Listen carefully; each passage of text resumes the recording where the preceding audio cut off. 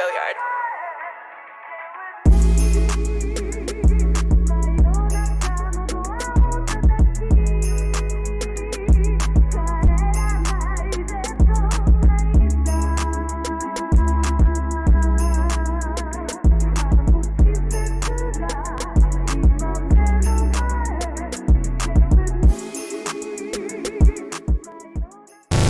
Hello and welcome back to the CFCTALK podcast. A soulless win is all I'm going to call it against Crystal Palace tonight, 1-0. We know who we're going to dig at right from the start, but let's throw back. Did we do? I can't remember. I think we did a chat. We did a podcast right after the Club World Cup win. Just I think we were all drained after that performance. Let's be honest. The only highlight of the weekend is Man City losing to Tottenham. And then us somehow taking a 3 points from a game which realistically should have been just one, robbed Crystal Palace. I mean, in fairness, like Palace, they did well to get a lot of shots off target. They missed probably, I think they had 3 or 4 shots in that game where they just missed the post. So it really could have gone either way. But yeah, Hakim Habibi just rescued it for us with like 2 goals technically, but yeah, it was all we wanted was the 3 points, especially coming back from a month of no Premier League. And we'll talk about the excuses that Tuchel came out with later, but they're so bizarre we had to fact check them. Yeah, I couldn't believe it. But yeah, 3 points is all that we needed today. And like, yeah, it just more of the same, more of Chelsea just kind of slowly crawling along, getting the 3 points, but putting in the minimum amount of that performance level to get them. But that's how we roll. That's how we rolled for months now. Yeah. So we'll take it. Yeah, I think it was just a typical Chelsea performance. We played poorly in the game, but we somehow find a win. that's the thing that we win. Because I think I put a tweet out saying that we were lucky in both games, and Abu Dhabi against Hilal and Palmeiras. We were lucky to come out with wins. Can we be lucky again? And then yes, we were lucky again, and we got the win in the end. So I'm just thinking like we'll play like this throughout the whole game, throughout the whole season, and probably win more trophies playing like this. And I'm telling you, the rival fans will be so mad at us because they already called us the worst team to win the Champions League. So they'll we're going to be the worst team to win the quadruple this season. Yeah. So yeah, it wasn't really a good performance from us. The first half was better. The second half was really, really bad. But I think just the final changes at the end made the difference, and we came away with the win. Let me start this off right from the bat. I guess the negative from tonight was everything. Let's begin with player wise, and let's begin. Wonder where this is going. My favorite topic on the podcast. Lukaku. I mean, look, honestly, I just want an explanation from Tuchel on why is he starting every game. Let me start off right there. Forget his performance. Why is someone like Lukaku starting every game when, yes, fair enough, he scored 2 goals in that Club World Cup campaign, but let's be honest, none of those performances were convincingly good. None of those were, special performances. It's just not been up to the standards, I guess. At the end of the day, though, he got 2 goals. He got goals in both games. There was one in the Club World Cup. Is that all you want from a striker who costs 109 million? Yeah. Right now, yeah, I mean, now it's more than anyone else. Any of the other 3 or any of the other 7, well, other than Mount, can really manage right now. I guess Ziyech. I say no question, Ziyech is our best attacker right now. But Amart, you were going to say something?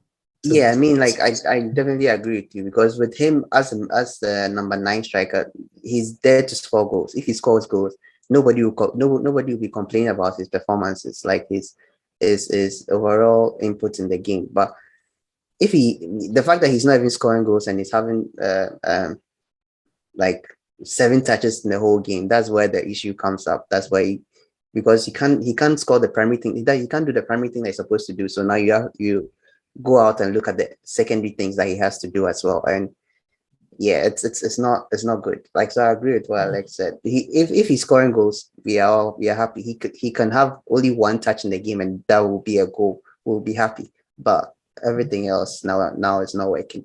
I'll give you an example. I'll give you an example of Harry Kane, who I think played really well tonight against Man City. At times when he was under pressure, he had Man City's defense on him. I thought he played a lot better than, his usual performances, and he was trying to create chances, and then, the players were trying to create chances for him as well. I just don't see that with Lukaku. I just see a striker who's just pretty much going to stand where he's standing, wait for the ball to either come to him, or sometimes make 1 or 2 runs. Even then, it's not going to be those breakthrough runs to score goals. It's just, I don't know if it's just, I don't want to say mentality, because we've seen him do really well at Inter and he's been really successful at Inter, but it's just something that's wrong with him, where I don't know what's going on wrong in here, because it seems like, he's the first person on team sheet every week now for some reason. Since that controversy and the game that he missed, it's been the same way, where he's been on the team sheet almost every single game, despite his performance. I'm gonna just point out that the one time we put on a player who can actually see a pass when an opportunity arises in Kovacic, and no later than 10 seconds after he came on the pitch, Lukaku was through on goal. So maybe I think I definitely agree with you guys to an extent, in that he does need to do more, even if he's not getting he's not having amazing passes played into him, whether it's at his feet or in behind. 7 touches in the entire game is nowhere near good enough. Even you can't coat this. You can't do anything other than call the spade a spade. So yeah, I'll agree with you on that. But not just that. Let me also point out, just to add on. I know I'm interrupting because I love talking about Lukaku in this topic, but he's won 0 of the duels he's had with any defenders tonight. Out of the 4 or 5 that he's had, he's won 0 of those. So that's also concerning. It's not just, maybe the pass was not done exactly how he wanted it, but there's no kind of effort to actually try and steal the ball off or get the ball at the end of the day. It's just more of whether you give it right where he wants it, or else it's not going to work for you, kind of thing, which kind of disappoints me the most, I guess. Yeah. Duels won doesn't necessarily correlate to effort, though. But I get what you mean, though. You definitely see nothing came off him today, and we were playing.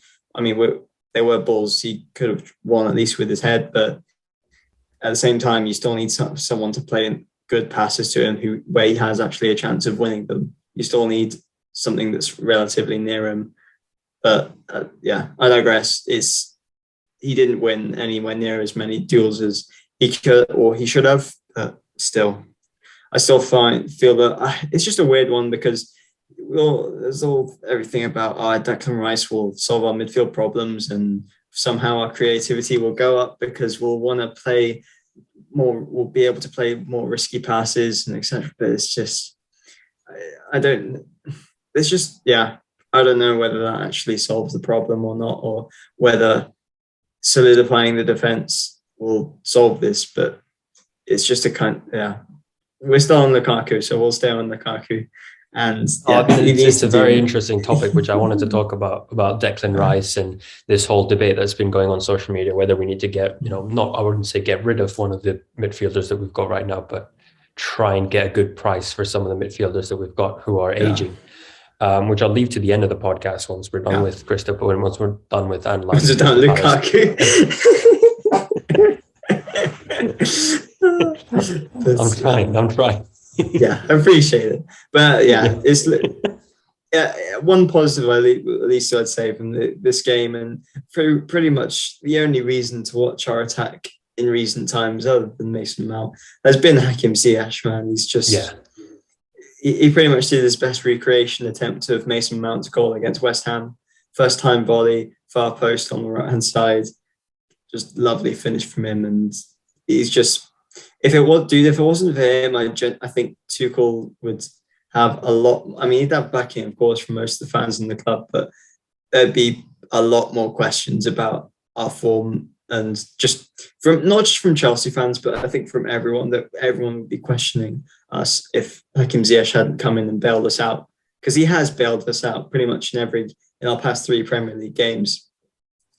So yeah, so I don't know.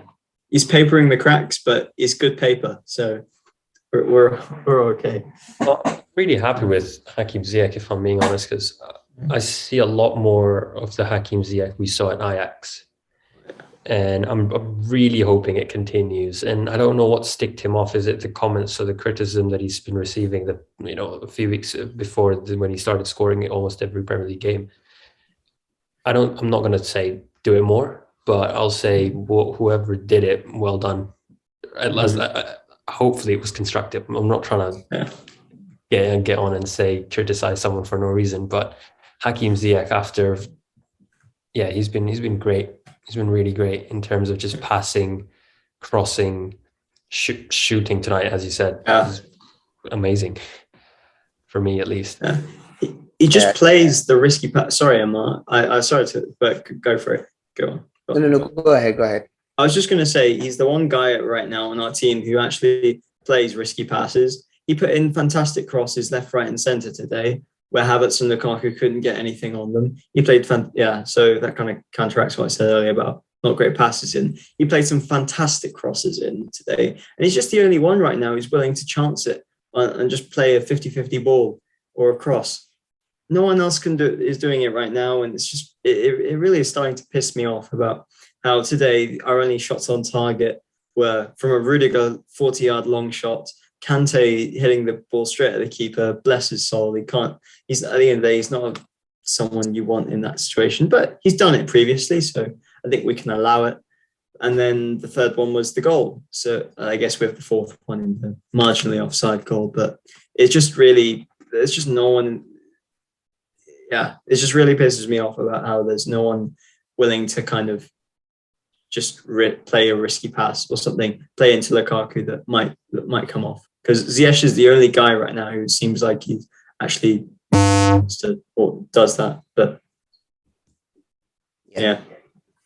I think you see with Ziyech, I think it's just his confidence that he has gotten back, because I think he had a lack of confidence when he first joined. I think when he even first joined Chelsea, he was playing pretty well. Under Lampard, he played some very good games under Lampard, and then he got injured, and then couldn't return to form and stuff like that. But yeah, like I've always liked the guy. I've always liked Ziyech, and I knew that he has always been he's always had this in him. But sometimes during the season or like in previous games, sometimes you see that sometimes he doesn't work hard enough. He's a little bit lazy on the ball. He doesn't run after certain challenges. He doesn't make certain challenges as well. So it's like it was very frustrating to watch him in games like that, especially when we knew that he was good, but he wasn't pushing himself hard enough, because we knew how he played in Ajax. He was very, very hardworking Ajax. Even though with Ajax he had a lot of relaxed role, sort of people were working around him, and he was the one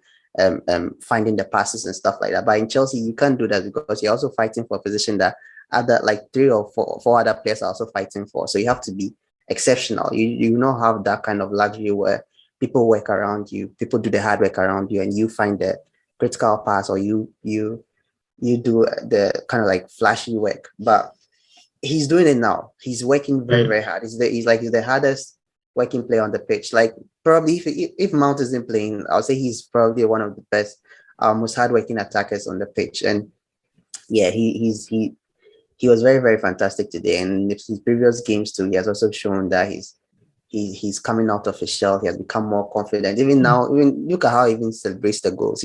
It's like he just wants to score, get on with it, and go. He doesn't really revel in that kind of celebrity status like he had in Ajax. He doesn't do it. He just wants to get on with it, move on, and then go. And I like that about him. Like we always want to see players like that who are focused on getting the job done rather than their own personal praises. But yeah, it was a fantastic game from him. I think he was the best player in the first half. Some of the crosses he put in the first half, there was one that he put in and Pulisic mistimed and kicked it over the post.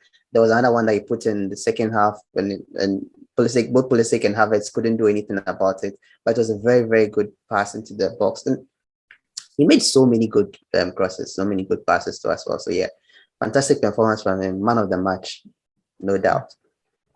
I think going back to the... Oh, sorry. Go for it. Go for it. No, go for it. I was just going to add on and just going to go back to the point that Alex made. And I was just going to say, I think you're right on the term of we need to try and create chances that are risky chances. And what we're not doing is making the defenders, the opposition midfielders, rethink their move and rethink every decision they take because they don't know what our tactic is. Right, when we take risky passes, when we take passes which might not end up towards our own player, but at least it's going to make the defender think twice the next time he tries defending against Lukaku, against Havertz, whoever's in the attacking position at the moment, and that's just the issue that we're seeing, which I guess was kind of resolved or has. I have seen gets resolved when Kovacic comes on the pitch. I mean, even tonight, his passing was really on point. For the 15 minutes that he was on or 16 minutes that he was on tonight. But yeah, I think going back to I guess one of the surprising ones from tonight, Andreas Christensen playing at right back for Chelsea tonight. What did you guys make of that? Yeah, I wasn't very sure in the beginning where he was playing because I think the first half he wasn't moving forward that much. It was during before we started recording and Alex pointed out that we're playing like a 4-1-4-1 kind of system with him because I saw him move up the field a lot in the second half, but in the first half he wasn't doing that much. I think it was in Malang Sarah that was doing the runs on the wings and yeah, but in the first half I think Ziyech was finding a lot of space behind him. A lot. Zaha, sorry, not Ziyech. Zaha was finding a lot of space behind him. But he wasn't able to beat him though. That was the good thing. He wasn't able to beat him, but there was a lot of space in behind. Even Zaha's chance that he got, the pass went through Christensen's side and got to him. And fortunately for us, Zaha decided not to score a goal today because he had two very, very big chances. The end of the first half and the end of the second half, where he could have scored. He didn't score.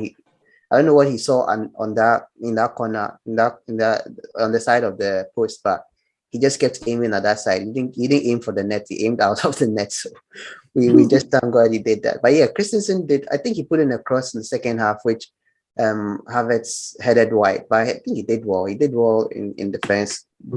Like the defense, all of them did pretty, pretty well. Christensen it was weird to see. It was weird to see, but we don't have any option now. Like, like Chilwell and James are out. We are trying everybody else. So that's what we get now. But he did well. I don't think he put a foot wrong. It's one of those where you just got a shoe, but you don't know where it fits. So you're just trying it out on different people, trying to see what fits and what doesn't. We know the clear princess of the ball, and the princess of the ball is Chilwell.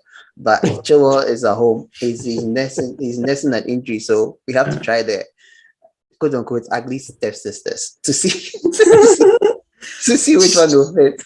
Okay, so Amart just called Malang Sarah and Andreas Christensen the ugly stepsisters. Okay, we got our shorts for the next 3 weeks. We're set, but no, I mean, on another day, where I would like to say Christensen kept Zaha quiet, but at the end of the day, he had two shots that went millimeters away from going off the post. So I'd say he was mostly he was all right, but it wasn't necessarily the chances that we gave to Zaha weren't necessarily his fault. It was more us giving the ball away in midfield and just messing up in general. So not necessarily his fault, but it was passable. It was like no complaints, I think, from Christensen. So yeah, it's just I would have thought Chalobah would have played there instead, considering I think he's a history of playing as a temporary right back. I think maybe I've got that wrong. Didn't Sarr play one of the games as a right back and he had a great performance? I can't remember which one it was. He played left back against Spurs. Left back, Yeah, sorry, yeah. Yeah, that's the thing. We can't. Because credit to Sarr as well. So I thought he was, especially going forward. He played some decent passes, a couple of shots that were pretty close. He almost got an assist if Kante had put the ball anywhere other than down the middle. He would have got an assist for a really nice kind of run and pass for him. And he's a bit of a he's pretty hard. It seems like he's just really hard to stop once he gets going. So yeah, it would be. I don't mind him as long as Chilwell's out. He's not a replacement per se, but it's been nice to he's got the opportunity to play. I think a lot more than we all expected for this season. I generally don't think we expected him to be starting Premier League games for us, but I guess we didn't really expect Chilwell to be out for the entire season at the start. So game is the game, but yeah, from the fullbacks, no complaints in general. From the defence, not really complaints. It was more the midfield, really. I think it says it all that Tuchel made a triple sub and changed out both our midfielders, one of which worked out all right. Then Loftus-Cheek kind of put in a bit of a disaster class, but maybe he was too used to passing to his Crystal Palace teammates from 4 years ago. But nah, I won't be too harsh on him. He's only had 10 minutes or so to make a I think he hasn't played in a while, so I'll let him off the hook with it. Yeah, we'll let it slide. And anyway, Kovacic came on and was absolutely bleeding phenomenal, as we've just seen it from the past, and we just expect from him nowadays. Just a genuinely amazing midfielder. Every time he got on the ball, taking on players, progressing it forward, playing good passes, almost got an assist for Lukaku if Lukaku had been a bit onside. But yeah. So yeah, good stuff from him. Other players we've missed. Pulisic, I think. Pulisic. Let's go. I mean, I'd give it a good performance. I'd give it a good. Sorry. Oh, sorry, Mohammed. Sorry. No, I was like you were saying something. You say you're going to give him a good performance. Yeah, I don't think he had a good game. I don't think he had a good game at all, because I think one, he saw a lot of the ball. He didn't really do much with it. The fact that he got it a lot. I was expecting him to do a lot with it. He was getting tackled a lot. I don't know why. Like nowadays, like this, the slightest of touches, he goes down. It's not like first of all you see that he's trying to make a dart and then he's taken out and then he falls down, or it's a valid foul or something. But now he just playing for fouls and tackles and stuff. Like, I think, to be honest, like he didn't have a really, really bad performance, but for me, the fact that he saw a lot of the ball, because he was basically playing like a number 10. He was like playing a number 10 role. He was everywhere on the pitch. Like he was the one getting the ball in from the midfield and taking it out to the attack and all that, but it wasn't really working for him, to be honest. It wasn't really working. It was frustrating to watch him a lot of times, because like that chance he had, and the ZS cross where he had to put it in, like a Pulisic on form is going to score that. Like a Pulisic on form is definitely going to score that. I don't know why he delayed in his movement, and he mistimed the cross totally, and he couldn't put that in the net. And yeah, like some of the passes he made in the first half didn't go through. Some of them were like, it's sad to see it like that, because this like, he's a very, very good player. We know what he's capable of. We know he can do more than this, but you see him playing and you see him struggling to even get like certain passes going, like dribble players. He couldn't even beat he didn't beat players today. We know Pulisic, he can dribble and stuff. Like, he's a very, very good dribbler, but today he wasn't doing that at all. But I just hope we see more from him. And it was weird seeing him rather in the middle instead of Havertz, because I was thinking Havertz would be there and then he would be on the wings. But it was Havertz rather on the wings, and he was the one playing next to Lukaku. I don't know why that happened, but I think it was a good call. It genuinely made no sense to me why, like, there was a whole mismatch with Pulisic and Havertz today. Like, Pulisic was kind of playing a bit through the middle, a bit on the right, kind of supporting Ziyech. If Ziyech was staying out right, Pulisic would kind of stay a bit more in the middle. And then Havertz was just stuck really wide out on the left. Wing. Yeah. And it just made no sense because he's left-footed and he doesn't really do much on on that kind of side of the pitch. Because Havertz should have been in the middle. He should have been closer. Exactly. And then, because Pulisic is more pacey, he could have been on the wing. And he could have been doing that jobs and he's a better crosser too than Havertz. So I don't know why that happened, but and all Havertz had the whole game really was just some really tight angles to work with on his left foot, and he couldn't really create anything. So really makes no sense to me. And I think like you say, Pulisic would have been way better used, playing really far out on the left. But it all boils down to, I mean, we've seen, I don't even know what Pulisic's best position is. You'd say left wing, but on pandemic form, but you just don't see it anymore. You don't see it from any of our attackers right now. The only guy who is nailed down right now is Hakim Ziyech at right wing, because you just know what you're going to get with him when he plays in that position. When we play with a back four and wide wingers instead of kind of these inside forwards, you know what you're getting with Ziyech. So he's just he's always going to play. But as for everyone else, we don't have. I just wish sometimes that we had, or all the time, that we had a left winger who we know can just do their thing from out on the left, like we have with Ziyech. But it's just a shame that we don't really. And Mason Mount has to play, so you play him, and he's not really a left winger either. So it's a real sticky one, and that's kind of, if I see us kind of buying another attacker in whether that's like a creator, someone else to kind of really boost our chance creation, then I'd really like it to be a left winger, especially if Ziyech stays. But to add on, Alex, to your point of not having any attackers solidified in that first 11, I think we've got to say Timo Werner has had his chances as well. I can't remember. I think he was benched against Tottenham.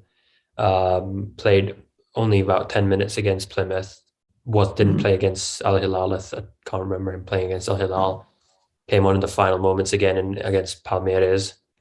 And tonight as well, not many chances. So I think I want to see him as much as he's not been doing well at Chelsea so far, but I think anything beats what Lukaku did tonight, at least for me. Really, I just feel like this whole Lukaku drama has just sidelined Werner when it's not his fault. You would expect him to start more because now that you've got a player who's not interested in your tactics or wasn't interested before, he's been playing every single minute, or has been playing every single game, starting every single game, whereas you've got someone who's not in form, hasn't said a single word to the media, and he's just been sat at the bench getting these opportunities 75, 78 minutes when he comes on. But when he has come on, you saw it against Plymouth, man. You can't say that even against Plymouth and Chesterfield. It's one of those where we're not going after Loftus-Cheek because he hasn't had much time. And I'm not going to go after Werner because he hasn't had much time either. Yeah. Or at least in my opinion. Yeah. It's a fair argument, I think. Yeah. It's just whenever I do see Werner, he didn't have 10 minutes against Plymouth. He came on and then he played 15 minutes of normal time and then half an hour of extra time. And he looked so timid, not full of confidence or anything. He was pulling out of challenges. He was put through on goal against Plymouth, and he could have used his pace to get a ball, and he just kind of slowed down for no reason. That was just a massive instance. I know it's a small thing, but when you don't show desire as a professional footballer with massive electric pace, it doesn't cut it for me. You don't even get away with that on the amateur level. You do that. Like I've done it a couple of times on the amateur level, and I get scolded for it, for just kind of wimping out of challenges. So to see Timo do it, it's just, you expect better. And I know but you make a good point though, in that Timo hasn't had his chances. So, and like you say, when Werner does come on, things. I mean, yes, he'll miss a lot of chances, but at least they happen. Today we didn't have it. We didn't have anything. And I was about to even say that, because the games that you said that like he pulled out of challenges and stuff like that, he actually made things happen in those games. So I think he played against Palmeiras, right? And when he came, you could see that there were changes in the team. There were some changes. He was acting better on the left than I think, who was it who was playing there? I've forgotten who it was, but he was acting better. And I don't know, like you said, this is the end product. And like Mohammad also said, like, what we wanted from Lukaku is kind of like an upgraded version of Werner, because we know Lukaku is fast and he's stronger, and he can beat the defenders. He can win the 50-50 duels, but he's not doing that. That's why this comparison with Werner has come back, and it looks like Werner is a better option than him. But I don't know. And with Werner too, one thing too, I think his also confidence that is also worrying. Like, his confidence level is very, very low. That's why he pulls out of those challenges, and he doesn't run as fast as he can. I don't know whether he's afraid he might get injured or something. I just can't tell. But yeah, he also needs to really learn from Ziyech, because Ziyech has also come out from his shell, and he makes very, very good challenges and tackles. He's not afraid of anything. I think Werner should also do that. I don't know. Sometimes these players, they are just afraid of injuries, because when they see players getting injured around them, and before Werner got injured, he was playing pretty well with Lukaku. Like, that kind of link up was growing little by little, and was solidifying little by little. But the injury happened. He lost his place. He came back. He couldn't really regain it back, and Lukaku became the lone striker. And unfortunately, Lukaku has been playing every game since then. So it's weird, but yeah, I just hope he also comes back and starts banging. He needs to redeem himself. He needs to redeem himself sooner or later. He's now going to his third. This is his second season for Chelsea. Next season is his third. He needs to do something and really change, because right now Ziyech has removed himself kind of from the transfer market. Nobody's going to put him now like he should leave the club or anything. But Werner might be there, even though he's new, might be there, and other players also might be there. So he should also do that and take himself out of contention. Yeah. I think that kind of you see link. Sorry, Mohammed. I was just going to say there were a couple of, I think Matt Law mentioned it, like I think maybe last week or the week before, about Werner and Pulisic kind of not being so happy with the minutes they're getting, and them being of our attackers being the most likely to leave. And to be honest, the way that Timo's going right now, as much as like his attitude and everything, if things don't really change until the end of the year, I don't think there will be a third season for him, which is harsh, I think, but it's just he doesn't have the confidence right now, and I don't see it changing in the third year, for next year either. So it's and you never know with Bayern Munich if Lewandowski does leave, which that's always a question. Like, every year you see the links, and then he ends up staying. But if they do have a change in their attack, or even maybe at Dortmund, I definitely it kind of makes sense for him to go back to where he feels natural, and we could probably get some good money for him as well. So, which is really cutthroat, I think, but game is the game. But we kind of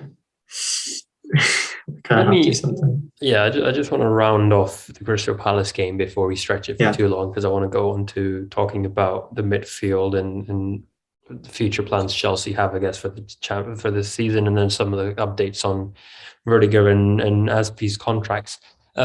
Tuchel's comment after the game, and as it was so funny that we had to fact check it before we actually brought it on the podcast itself.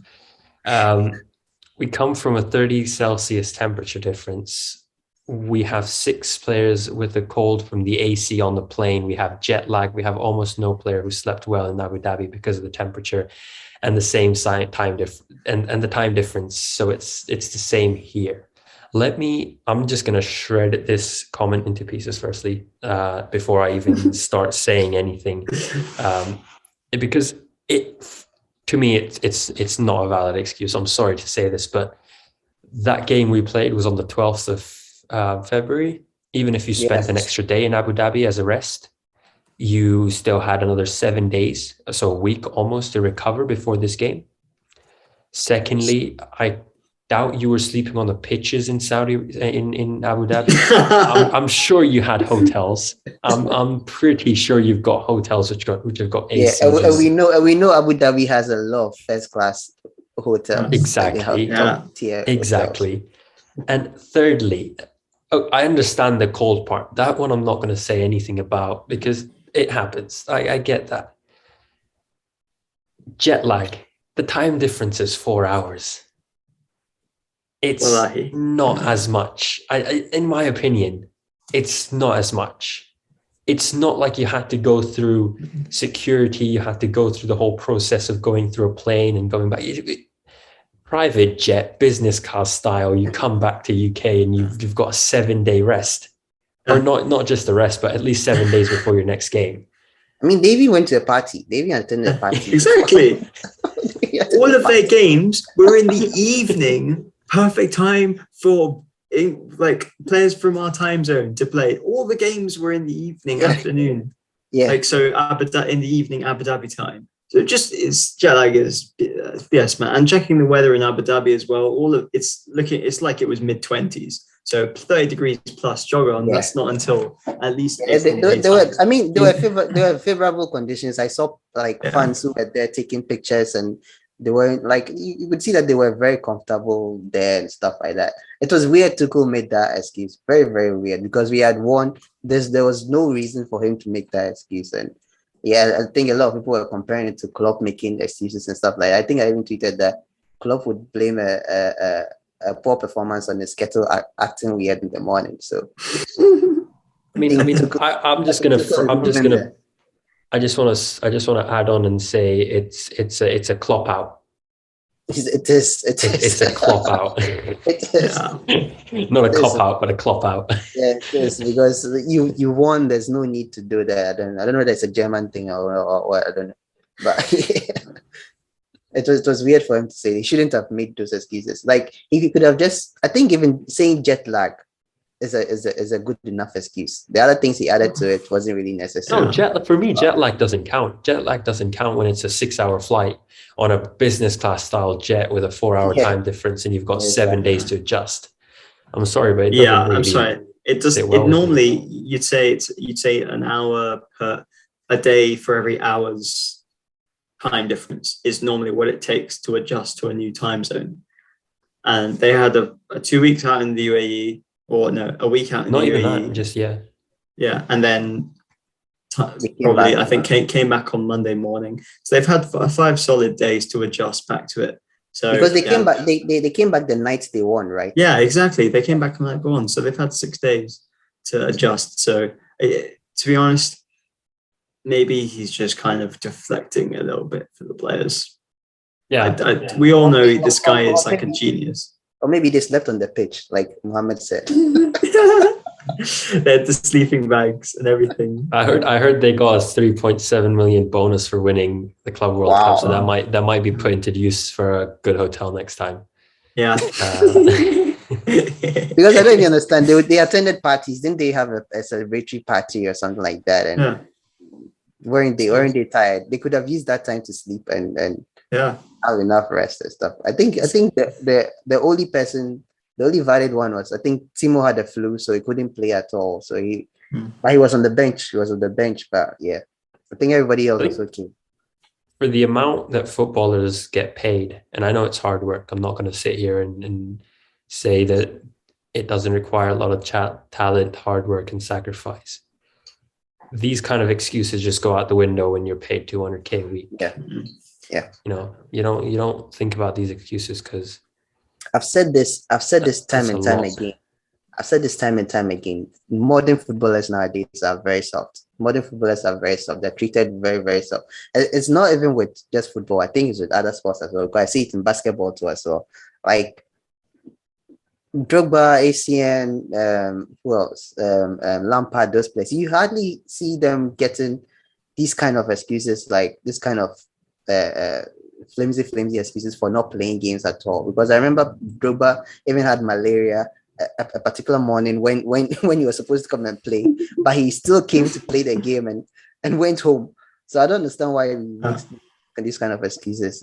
I don't know. I mean, Michael Jordan won the NBA championships with the flu. He did that with the flu. So I don't know. Modern sportsmen nowadays are very, very soft. The game is just treating them like babies nowadays. Yeah. Ooh, Eden also add Hazard on. played his last. Oops, sorry, go on. No, go on. I was just going to add on to this list of Eden Hazard played his last game for a little drunk and scored a hat trick. So there's no excuses here with jet lag, man. Jet lag. That's a flimsy excuse, but we won. So We won. Yeah. So it's all right. He's probably, let's face it, he's probably this guy is an absolute genius of a football manager and man motivation. So he's probably deflecting just to kind of take it off the players, because it was from the defense good, from the midfield pretty not good, and then the attack other than Ziyech. The attack other than Ziyech not good, and Ziyech is his own little class, because now he's just it's great. So he's got to deflect to some point and not put the blame on the players. I think in Tuchel's interview, they did ask him something about, so is it this system kind of inhibiting Lukaku a bit? Like, is it not helping him? And he just kind of said flat out, no, it's not the system. Yeah, it's not. So he's playing everything. He's playing every system. Yeah. So I think at this point, I think secretly. Sorry. Go ahead. No, I was just going to say there's got to be some kind of pressure from him to play Lukaku, because you just don't see the support from Tuchel in playing him every single game, but he does. So it's just it's got to be some kind of internal. I was going to say that I think secretly, Tuchel is acting in response to Lukaku's interview, because before that interview, we were playing like a pretty similar system throughout. But after the interview, he has tried to play Lukaku in different situations. Like, he's trying to tell Lukaku that it's not me, it's you. You are the one doing it well. It's not the way I'm playing you. It's you, because I've played you in every situation right now. And I think the only solution to Lukaku's performances, like if you want to see him do well again, is just Chilwell and James. Chilwell and James are the key. They are the key, and everybody knows that. But for now, they are not there, and we just have to manage and hope he improves. That's it. What better way to start that by winning our first leg of our Champions League in a nice crispy transition. Unless we got anything else to talk about with Palace. No, I was just gonna round it off by saying, I guess an awful performance, but nothing's much in it. But I think we get the 3 points, and at the end, that's what matters. Sometimes you've got to scrape those 3 points. So, what do you mean sometimes? We've been doing it every single game for months.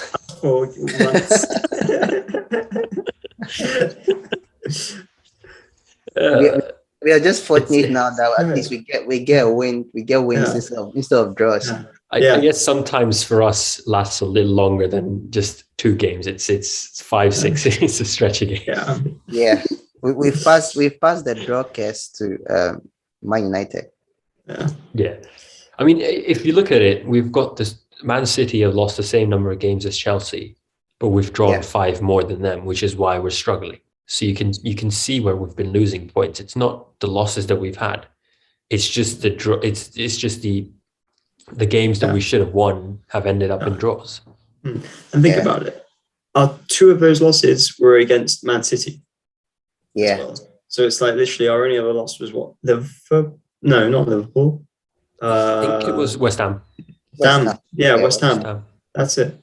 So it's just a shame. It kind of tells you really about what could have been if we didn't just have that massive disruption of Chilwell and James both getting injured, and just the whole team confidence coming down, because we were like that last.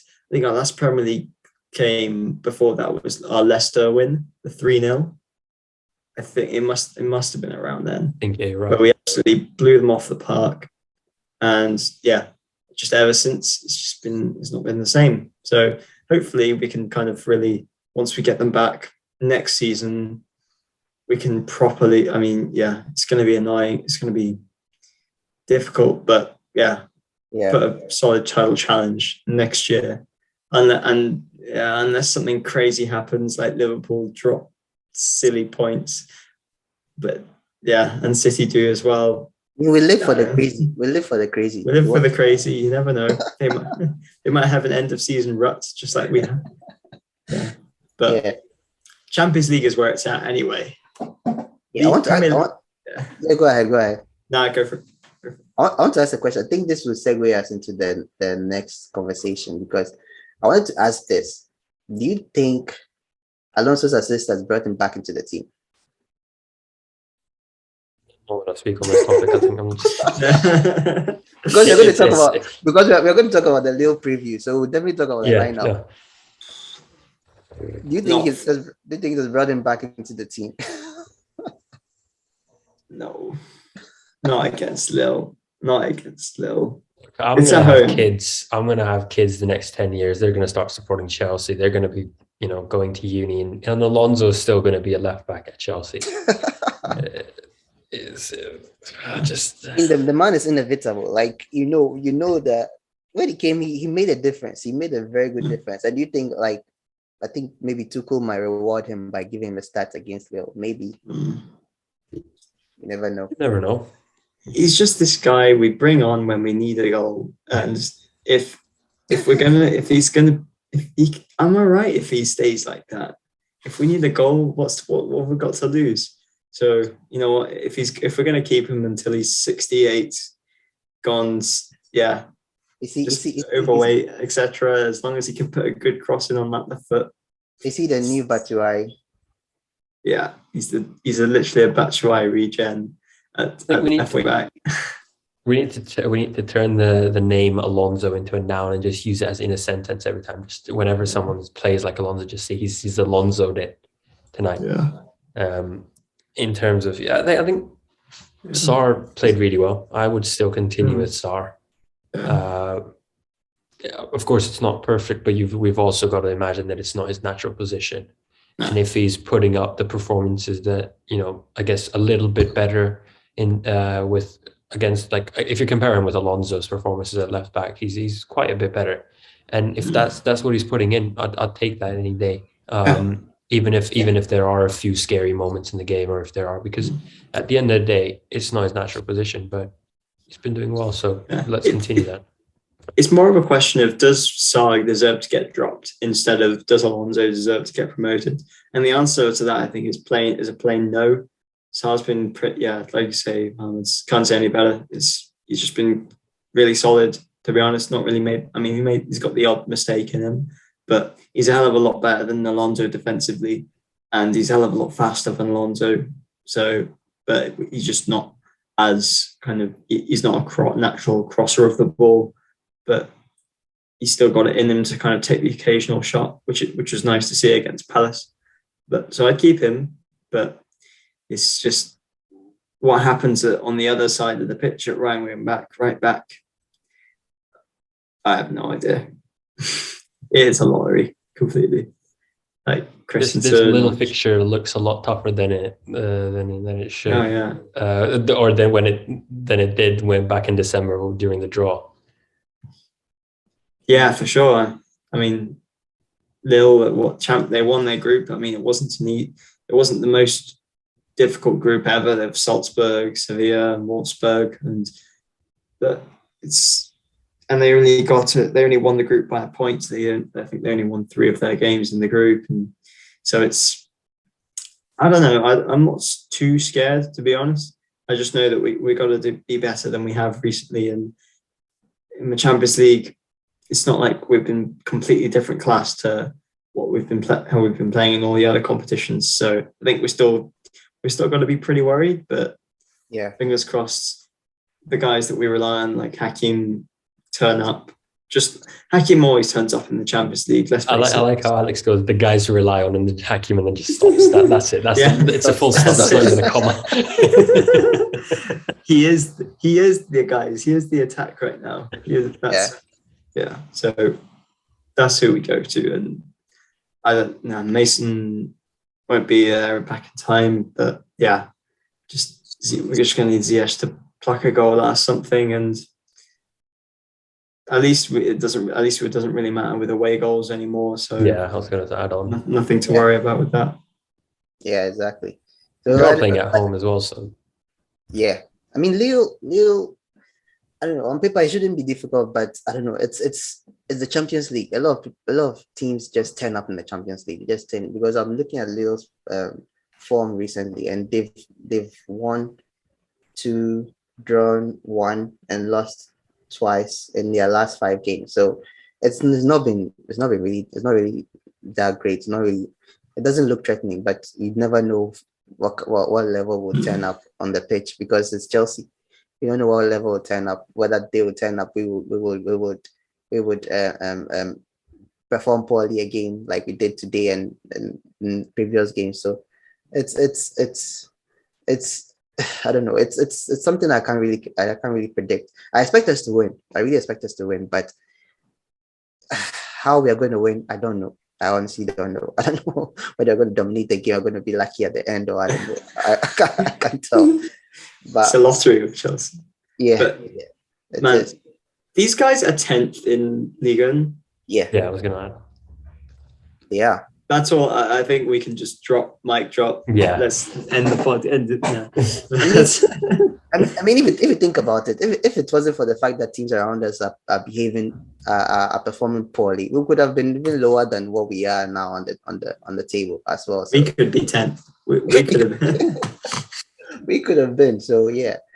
I mean, I don't really, when it comes to Champions League, I don't really look at the teams, the team's performance in their league or in their country's league. I don't really look at it because they can turn up on the day. They can turn, like you guys said, now the away rule doesn't really matter anymore. So they are just playing to win and score more goals. That's it. So if we can do that, fine. I think City scored like 5 goals or 6 goals in the week against what team did they play against?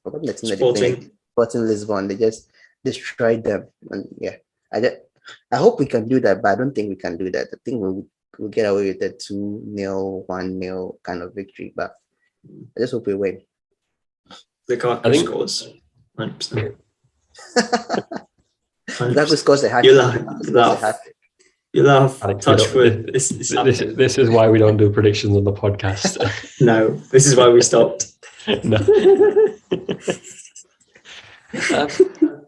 I think with Lille, it's an interest. I think the way I look at it is it's the first leg of 2 games.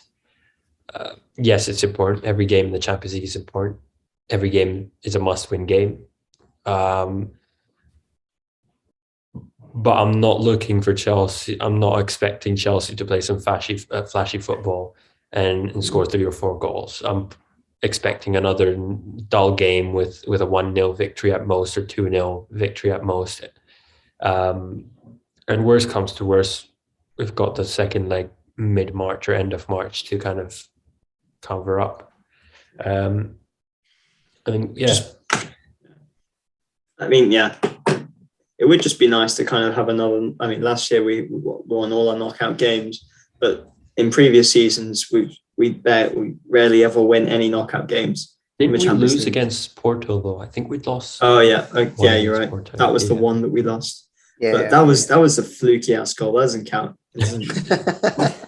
That doesn't count, man. A Puskas Award nominee. He won the most meaningless Puskas goal I've ever seen in my life. And yeah, he did nothing for the whole 2 legs, just dived around, and then 90th minute he decided to score absolute god. But we digress. But yeah, so I want to quickly move on from the little preview and talk about a bit of a debate that's been happening on social media. It's been a bit of a debate that I've been having with myself as well, because on one hand, I love Jorginho Kante.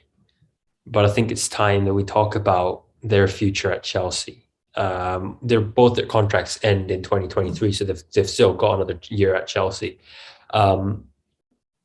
Knowing Chelsea, we don't want to give them out for free, of course, and we don't want to, lose out on whatever we can cash in from them. And the possible replacements, I guess, right now are Tchouaméni and Declan Rice. If there was a chance we had to sell one or the other this summer, who are we letting go of and who are we buying is going to be my question. Should I go first or Alex go first? Because this is dangerous. This is dangerous clips territory. So be careful. No, We'll be very careful. The thing is that me, you guys know me. I've always preferred Kante over Jorginho over Kovacic. And when it comes to Kovacic and Jorginho as well, so I've also preferred Kovacic over Jorginho. But the thing is that if their contract runs out, there will be contract negotiations.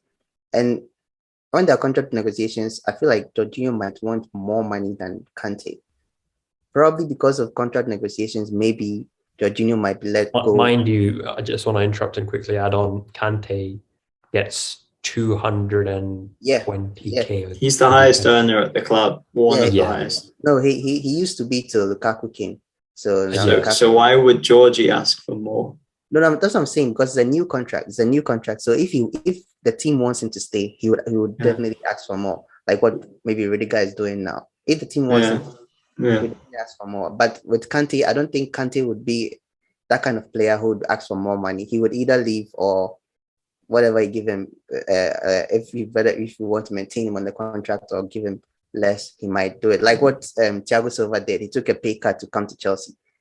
I can see Kante doing that to stay at Chelsea, but I can't see Jorginho doing that to stay at Chelsea. So I don't know, but I'm just going on the contract basis there. But for me personally, I'll prefer to keep Jorginho. Wait, what? I said for me, I prefer to keep Jorginho. Really? Yeah, sure. Wait, yeah, what? Sure, yeah, what? Sure, I thought this whole time he was trying to go for Kante to stay, No, which is why he was saying. I was talking based on the contract negotiations. Contract negotiations. If it came to that, I feel like Jorginho will be easier to let go than Kante. But like in terms of the fact that like you've seen Kante's injury record and he's growing, I don't think it will get any better. I prefer Kante than Georgie, to be honest. But like if you are weighing the two of them for a long term, for the long term of their careers at Chelsea or whatever it is, I think picking Jorginho will be better because he's younger than Kante too as well. He doesn't. I think they're almost the same age. They're almost the same age. Yeah, he doesn't really get injured. Kante gets injured a lot, and I think we are gradually seeing the best of Kante dwindle down. And after a year, I don't think it will be any better. If the injuries because we are talking about a year ahead. If the injuries doesn't come up, all these things can change. But like right now, Georgie is a more reliable player in terms of being injury free than Kante. That's the reasoning behind it. So for me, if I was picking the two, I'll pick Georgie, even though I prefer Kante better. But for a long term, it makes sense to keep Georgie than Kante. So yeah, for me, it's about equal in that I don't think either, like no club is going to come in and pay 40, 30 million or whatever it is for Georgie or Kante. Their wages are too high for a start for most clubs. And no one is going to pay 40 or 40 million for these guys when they have 1 year left in their contract. So I just don't see any of them. Yeah, we're not going to be getting huge money for either of them. And yeah, so there's that. But there's also, I think, something that's more important than getting a bit of money out of them is this transition from having Jorginho and Kante and Kovacic to our kind of new midfield of Gilmour, potentially Rice, potentially Tchouaméni, Gallagher. What we really don't want to have is just, we sell a bunch of our midfielders. We have a bunch of midfielders come in, boom, good luck, do your best. hopefully win the league. Yeah. It just doesn't work, and we need to start following a model or a way of like Liverpool do, where they buy in players, don't expect them to perform absolutely immediately, and then phase them out once the new guys are performing. So personally, I'd say just keep both. I'd rather keep both, not sell. Not really get any. I don't think we'd get much money for either of them anyway. Keep both, or maybe sell one if just to kind of free up some squad space, but don't sell both. That's the question Mohammed is asking. You're copying out by saying keep both, but fine. We have to sell one. Who do I think would be easier to kind of who would be more useful to keep around? Yeah, it would probably be Georgie, just from Kante, like you say, the injury record. But it's more important, I think, that we just don't. It's just going to be so bad if Rice or Tchouaméni come in and we have to just force them to perform immediately. Kante and Kovacic don't have as much, I'd say, chemistry. I mean, they've had good performances together, don't get me wrong. But in terms of the chemistry and what would be more useful to kind of keep around the club, as well as Kante not being or becoming less and less available, I think it makes more sense from getting our new midfielders in to keep Georgie. But I just don't think that realistically, I don't see us selling Kante. I think he'd just leave on a free contract. Yeah, he just leaves on a free contract. Yeah. I think that'll happen. Or it'll be like a Rudiger situation where he thinks he's going to leave and then no one wants to pay his wages and he just ends up signing a new deal for like the same wages or something. I genuinely think that can happen because, yeah, it's just a tricky one. But to be honest, I don't really mind as long as we don't just rush the new midfielders in like we did with our attack. We bought a load of new attackers, expected them to gel. Yes, we won the Champions League, but they were the weakness. It is our weakness right now, and that's why they are our weakness right now. So rant over. But I think what you're saying is the ideal way to do it. Like bring new personnel in and then let them work with the old guard and then gradually phase the old guard out. That's the ideal way to do it. I think that's what we've done with James. Exactly. Right. Yeah, exactly. As we grooming James and stuff. But right now, I think everything stems on how much money do we get you in? Like, let's say if we get you in for a high amount, the expectation for you to hit the ground running is higher than somebody who comes from the academy or somebody who we spend less for. Because if we get Rice in, I'm just assuming we get Rice or Tchouaméni in, we're going to get them for extremely high prices, extremely high like transfer fees. And if they come in, already the hype around Rice and Tchouaméni is already high. When they come in, people are going to expect them to hit the ground running. It shouldn't be like that. It shouldn't be like that at all. They should come and work alongside Jorginho, alongside Kante, and learn the basics and learn whatever they can learn from them before they leave. But it's Chelsea. It's if you spend imagine you spend over 80 million for Rice. You want him to start banging, especially the fact that he's been playing the Premier League for a long time. He's not coming from outside to come and now adjust the Premier League. So I like what you're saying, but unfortunately maybe that might not be it. That might not happen, unfortunately. I guess with Rice, it's gone. I'm sorry, you've been quiet for so long. Go for it.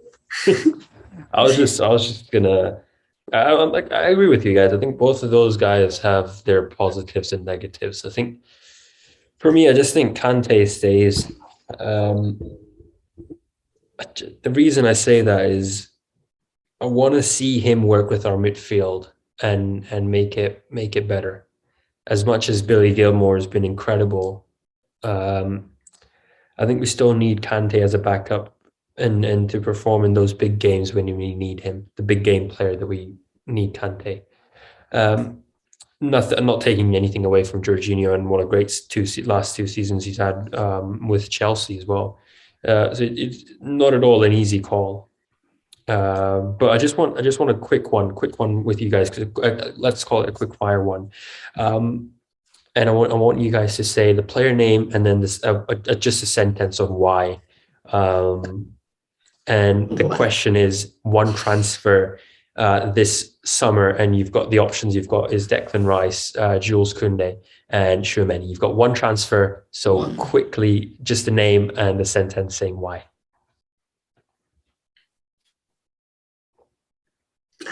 Rice. Just different profile to what we have right now. Good passing, can do a bit of everything.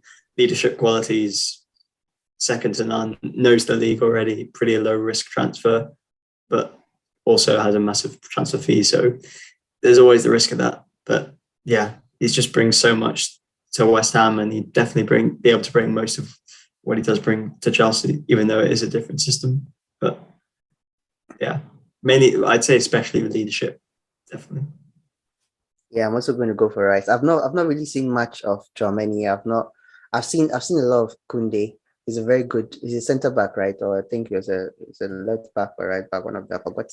But he's very good. He's very good in defense. I've seen highlights from him. Very, very good of a player. But I think Rice, that midfield is so critical. It's where he plays is such an important position for any club, to be honest. Like right now, we are talking about Kante or Georgie possibly leaving. We need somebody to be that kind of Kante replacement or Georgie replacement or whoever it is that goes. We need that person, and I think Rice can do what Kante is doing at the same time. Can offer an offensive threat as well, like you said, like Alex said. Going forward, he's incredible. He does very, very well. He scores goals occasionally. He gets a lot of assists because of the kind of the passes that he gives. And we talked earlier about players making risky passes. Rice is that kind of player. He does that kind of things. He's not Fabregas level of good of a passer, but he's there. He can also make a lot of good passes in between defense. So yeah, I'm going to pick him, and his leadership qualities too as well. He's a very good leader. If he joins Chelsea, him and Mount will be fighting to be future captains for Chelsea. Definitely. You said a sentence. I'm giving you more than a sentence. Yeah, I'm starting to realize the two clips I really wanted was Kante and Jorginho for the summer and the transfer one, but both of those have gone off like 7 minutes each. But so there's quite a lot of trimming that needs to be done for those clips. I think you're right. I think Rice for me as well. He's a Premier League proven player, and I know a lot of fans hate saying that because that's different club, different scenario, different system kind of thing. But I think again, it boils down to the way he's played for West Ham the last 2 seasons, the last 3 seasons. As Alex said, leadership qualities and the experience that he's got that the other 2 don't have at the moment. And it extremely looks like Rudiger's going to stay. So let's invest in a midfielder where we've got 2 players or 3 players who could possibly be leaving in the next few years, I would say. And with Saul, who might even leave at the end of the season when his loan's over. So yeah, I think in other news, Aspi has been given an open kind of offer from Chelsea where they've said you're going to get another year on your contract if you want, but they're more than happy to let him deal with Barcelona or any other club he wants until the summer, and he can come back to Chelsea when he wants. What do you guys make of that? I want the player to retire at Chelsea. I want Aspi to retire at Chelsea. I want Aspi to be that player who retire at Chelsea. I don't want to see him play for any other team. It would be like if he has to go, definitely every Chelsea fan will wish him well, will give him our best. Even the club will give him their best. But I just want that like he's a Chelsea, like he's a blue through and through. Like give him 1 more year, let him stay. I don't know. I don't know what he would be feeling. I want him to stay. I don't want him to leave. I don't want him to play for any other team. But I don't know. It's all up to him. It's his career. So whatever he does, we are fully behind him. I think if it helps make you guys' decisions, I just want to say the only reason he hasn't signed anything right now is because the clubs that have offered him something is if they're giving him in a year and an option to extend, which Chelsea isn't doing. but I guess Chelsea's kind of after 30. Chelsea says it's a year on every year. You're only going to get a year maximum. So I'm expecting Kante and Georgie to get a year-long deal as well when their contract is about to run out. Yeah, fool me once on me.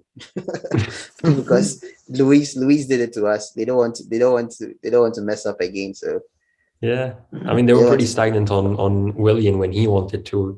Was it 2 years on his contract? 3. He wanted 3. We were actually we were willing to break our policy on that. But he wanted his whole cake, not just the slice. Yeah. And we broke it on Luis and he left. So then he left. We shouldn't do it. We shouldn't do it on him else. Now, in all honesty, though, I think the first player to retire at Chelsea, to me, will either be N'Golo Kante or Mason Mount. It's that like rare. I think it's Kante from a pure injury standpoint, and Mason Mount because I just think I can't imagine him leaving, and even him staying for 10, 15 years. I think he'd happily just keep taking those 1-year contracts to play at Chelsea. So it'll be one of those two. I'll come back to this video in 15 years' time, just to make sure. If videos exist. If we haven't discovered life to be a simulation, you just unless we're all in the multiverse. We're in the metaverse. It's the metaverse. We'll find out when Doctor Strange comes out next month. Right. I think we'll conclude tonight's episode. It's been quite a long one, and quite a I can't find the right word for it, but discussion. I was going to say descriptive, but I couldn't get it out because I was going to say disruptive for some reason. My Crystal Palace performance, that was disruptive. Up next. Sorry. At least we've done well today to follow the script. Last time we went off script. Just a little. We've done well to follow the points we made before. So Just remember, every tangent we go on, that's more clips for me. So just continue that. I think not the best of performances. Round off the podcast. Not the best of performances against Crystal Palace. Lille up next I think it's on Tuesday night. Is it? It's going to be 2:30 in the morning where I'm going to be, so it's going to be quite an interesting watch, that one. Looking forward to what happens with Chelsea, and then of course as close as we get to the summer, the more news that we get about Ziyech, Aspi, Verdiger, and then all the transfers that are coming in as well. And it'll be interesting to see where Lukaku's standpoint is as well come this summer. That's it from all of us here. Thank you guys for watching, and we'll see you next time.